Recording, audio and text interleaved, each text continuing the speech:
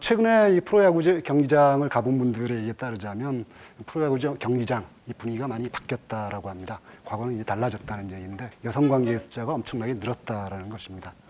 단지 느낌만의 문제는 아닙니다. 실제 수치로도 증명이 되는데요. 여성 관계의 비율이 무려 43.1%였다라고 해요.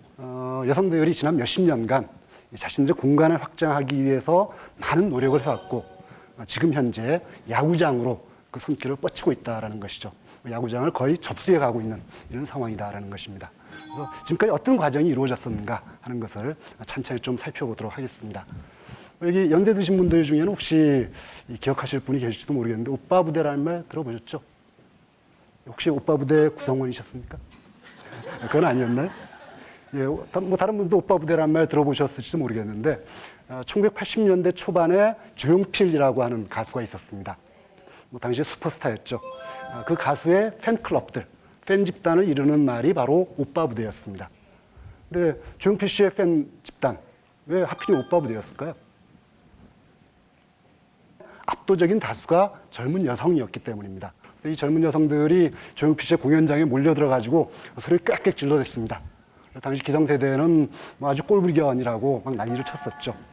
그런 이 현상들 때문에 오빠 부대라고 하는 것은 하나의 사회 현상으로 자리 잡았고 오빠 부대가 일종의 보통 명사가 됐습니다.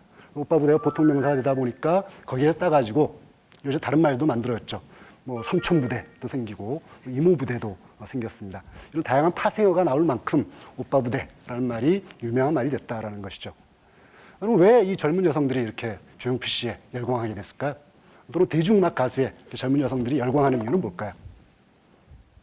여러 가지 이유가 있겠습니다만 에드가 모랭이라는 사람은 이런 얘기를 한 바가 있습니다. 젊은 여성들이 스타에 열광하는 이유는 이중의 억압을 받고 있기 때문이다라고요. 이중의 억압이라고 하는 것은 뭐냐 하면 한편으로 젊은 여성들은 성과 관련해서 남성에 비해서 좀 불이익을 받는 존재이죠. 또 연령과 관련해서는 기성세대에 대해서 불이익을 받는 존재입니다. 젊은 남성이라고 하면 한 가지 불이익만 받겠죠. 연령의 불이익만 받을 겁니다. 젊은 여성은 두 가지 불이익을 받는다라는 거죠. 이 이중의 억압에서 탈출하고 싶은 욕망, 이런 것들이 바로 스타에 대한 열광으로 나타난다라는 것이 에드가 모랭의 설명입니다. 근데 오늘 제가 궁금하게 여기는 것은 이 억압의 구체적인 내용이 뭐냐라는 것입니다. 어떤 억압인가라는 것이죠. 물론 뭐 젊은 여성들은 많은 종류의 억압을 받고 있죠. 오늘 제가 관심을 가지는 것은 바로 공간의 문제입니다. 젊은 여성들에게 공간이 배제되어 있다는 것이죠. 그건 단지 젊은 여성의 문제만이 아니라 일반적으로 여성에게 해당되는 것입니다. 전통사회를 한번 돌이켜볼까요? 뭐 사극에서 많이 보셨겠습니다만 양반집 교수가 외출을 하려면 그냥 나가서는 안 되죠. 예, 장옷을 뒤집어 써야 됩니다. 물론 뭐 여염집 교수는 조금 다릅니다. 어쨌든 양반댁 교수는 밖에 나가기 위해서는 자신을 감춰야 됐었죠. 그건 무슨 말이냐 하면 밖이라고 하는 공간은 양반댁 교수에게는 공식적으로 허용되지 않는 장소였다는 것입니다. 자신을 감추고 가야 된다는 것이죠. 그래서 가부장제의 틀 속에서는 여성들의 주된 장소는 바로 집이었습니다. 산업사회가 되면서는 좀 바뀌긴 했죠. 산업사회가 되면 여성들도 직장을 가지게 됐으니까 더 많은 여성들이 밖으로 나가게 됐습니다만, 진출하게 됐습니다만, 그럼에도 불구하고 여성의 1차적 장소는 역시 여전히 집이었습니다. 직장 여성도 마찬가지죠. 그런 사례가 있죠. 뭐 여기 운전하시는 분들 많이 계실 텐데 초보 운전 딱지들 많이 보였을 겁니다. 과거에 해제됐던 유명한 초보 운전 딱지가 하나 있죠. 지금 밥하러 가는 중. 예, 얼마나 남성 운전자들이 욕을 많이 했겠어요. 운전도 못하는 게 집에서 밥이나 하지. 뭐 이런 식의 욕을 얼마나 많이 먹었으면 지금 밥하러 가는 중. 이런 초보 운전 딱지를 붙였겠습니까? 그게 보여주는 것은 당신이 머물러야 할 자리는 바로 집이다. 밖으로 나오지 마라. 함부로 나오지 마라. 뭐 이런 의미이죠. 사실 밖으로 나오는 여성에게는 많은 불이익이 있었습니다. 일단 평판이 좀 안 좋아졌죠. 집에 머물러 있지 않고 맨날 밖으로 싸 돌아다니는 사람들, 어떤 식의 평판을 받았을까요? 정숙하지 못한 여성입니다. 여성답지 않은 여성이죠. 사실 그건 좀 사소한 것입니다. 훨씬 심한 것들도 있죠. 우리 강남역 살인 사건에서 그 사례가 보이듯이 이를테면 성희롱 또는 성폭력, 이런 치명적인 위험들이 상식적으로 잠재해 있다는 것입니다. 그래서 여성들이 밖에 나가기 위해서는 그 위험성을 무릅써야 됐습니다. 갑갑하겠죠. 굉장히 가까울 겁니다. 젊은 여성들이 먼저 거리로 뛰쳐나가려고 하는 또는 집 밖으로 나가려고 하는 이런 시도를 하게 됩니다. 아마 조용필 씨의 팬그룹이 바로 그 첫 번째 사례가 아니었을까 싶습니다. 아주 선진적인 존재였죠. 드디어 집에 탈출해가지고 밖으로 나갔습니다. 근데 그 사람들이 나간 곳, 공연장이라고 하는 공간은 어떤 공간이죠? 무대 위에는 아주 밝습니다. 그렇지만 객석은 컴컴하죠. 또 공연장은 대개 체육관 같은 곳입니다. 밀폐돼 있죠. 그러니까 밀폐돼 있고 컴컴한 공간입니다.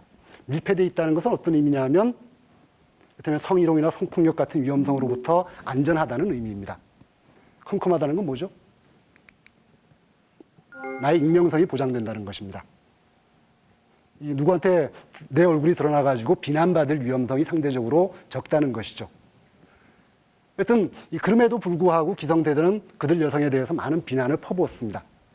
그렇지만 어쨌든 그들은 공연장을 안전하게 접수했죠. 공연장을 안전하게 접수하고 난 다음에는 그 다음에 다른 공간을 찾기 시작했습니다. 어디로 갔을까요? 같은 체육관이지만 좀 더 밝은 공간입니다. 어디냐 하면 배구장, 농구장이었죠. 80년대 중반이 되면 이 배구가 아주 각광을 받았습니다. 90년대에는 드라마에도 나왔던 또 다른 사회 현상이 있었죠. 그래서 우지원, 문경은, 이상민 이런 이 미남 선수들에 열광하는 또 다른 오빠 부대가 생겨났습니다. 그래서 이런 식으로 여성들은 자신의 공간을 점점 확장시켜 왔는데 항상 이것이 사회 현상이 됐다라고 하는 것은 거기에 대해서 이 기존 사회에서 좀 달갑지 않은 시선으로 봤다는 것을 의미하죠. 좀 항상 이렇게 달갑지 않은 이런 대우를 받았던 것은 아닙니다. 오히려 격려를 받았던 때도 있었죠. 언제였죠? 2002년이었습니다. 월드컵이 열렸을 때. 그때 거리 응원이 막 벌어졌죠. 많았을 땐 700만 명이 거리로 쏟아져 나왔습니다. 그중 다수가 여성이었는데 근데 거기에 대해서는 누구도 비난하지 않았습니다. 오히려 막 칭찬했죠. 거기서 용기를 얻어가지고 그 이후로 여성들은 아주 자주 거리로 막 나가기 시작했습니다. 대표적인 것이 바로 촛불 집회입니다.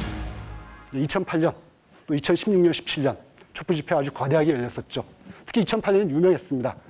들어보신 적 있으실지 모르겠는데 삼국이라고 해가지고 소울드레서, 그다음에 화장발, 쌍코 이런 이 여성 커뮤니티, 거기 이제 파리쿡 같은 요리 사이트, 여성들이 중심을 이룬 그런 요리 사이트에서 거의 조직적으로 촛불 집회에 참여했습니다. 그런 식으로 그 사람들은 한편으로 정치 사회적 주장을 펼치기도 했지만 공간에 대한 권리 주장을 하기도 했다라는 것이죠. 근데 아직까지는 이 여성들의 공간은, 여성들의 이 거리 진출은 여전히 좀 제한된 상태로 남아 있습니다. 일상적으로 나가지 못한다는 거죠. 일상적으로 나가지 못하는 이유는 여전히 치명적인 위험이 잠재 있기 때문입니다. 그래서 그들은 아직까지는 안전한 곳에 머물러 있으려고 하죠. 그 안전한 곳이 어디죠? 바로 체육관입니다. 또는 프로야구 경기장입니다. 프로야구 경기장은 일종의 대체제라고 할 수 있겠죠. 거리를 대체하는 대체제라고 할 수 있을 텐데 거리에 대한 어떤 이 안전성 이거 조금 더 확보된다면 단지 프로야구장에 머물러 있지 않고 거리로 본격적으로 진출하게 될 것입니다. 그 다음엔 어디가 될까요? 거리도 역시 접수한다면 어디가 될까요? 그건 지켜봐야 되겠습니다. 그 다음에 여성들이 어디로 갈지. 여러분들께서 많이 들어보셨을 텐데 20세기 초반에 소설가이자 페미니스트 중에 버지니아 울프라는 작가가 있습니다. 그 버지니아 울프가 무슨 얘기를 했냐면 여성이 글을 쓰기 위해서는 두 가지가 필요하다라고 얘기했죠. 한 가지는 경제력입니다. 연 500파운드의 돈입니다. 두 번째는 자기만의 방을 얘기했습니다. 여기 독방 갖고 계신 분 계신가요? 혹시? 예, 원룸에서 생활하시는 분은 독방을 갖고 계시겠지만 그렇지 않은 분들은 자기만의 방이라고 하는 것을 아직도 잘 못 갖고 있죠. 버지니아 울프는 글을 쓰기 위해서라고 얘기를 했습니다만 자아를 완성하기 위해서는 공간이 필요하다라는 식의 해석을 할 수 있을 것입니다. 여성은 바로 그 공간으로부터 배제된 존재였죠. 공간을 박탈당한 존재였습니다. 남성들은 그 공간을 온전히 누리던 이런 사람이었습니다. 자, 이제 여성들은 서서히 자기 권리, 공간에 대한 자기 권리를 확보해 나가고 있습니다. 여기서 생각해 봐야죠. 여성들은 그런데 그럼 여전히 배제되고 있는 집단은 없을까? 어떤 집단이 있을까요? 장애인이 있죠. 그들도 역시 예전에는 밖으로 나오는 것을 금지당했습니다. 이제 서서히 밖으로 진출하고 있죠. 점점 과거에 억압당했던 공간에 대한 권리를 박탈당했던 사람들이 자신의 권리를 계속 되찾아가는 그런 모습을 우리가 확인할 수 있고, 그렇다고 한다면 우린 지금 야구장을 누비는 그녀, 이들에 대해서 아주 힘찬 박수를 좀 보내줄 필요가 있겠죠. 거기서 끝나서만은 안 될 겁니다. 한 걸음 더 나아가야죠. 아직도 여전히 권리를 누리지 못하고 있는 다른 집단은 없는지 한번 찾아봐야 될 것이고, 또 한 걸음 더 나아가서 단지 공간에 대한 권리뿐만 아니라 모든 권리, 우리가 누려야 될 모든 권리, 이것을 누구나 다 균등하게 누리고 있는 이런 사회가 되어 있는가, 또 그 사회를 만들려고 하면 우리가 어떻게 해야 될까, 여기에 대해서도 고민해 봐야 될 것입니다. 오늘 제가 드릴 말씀은 여기까지입니다. 감사합니다.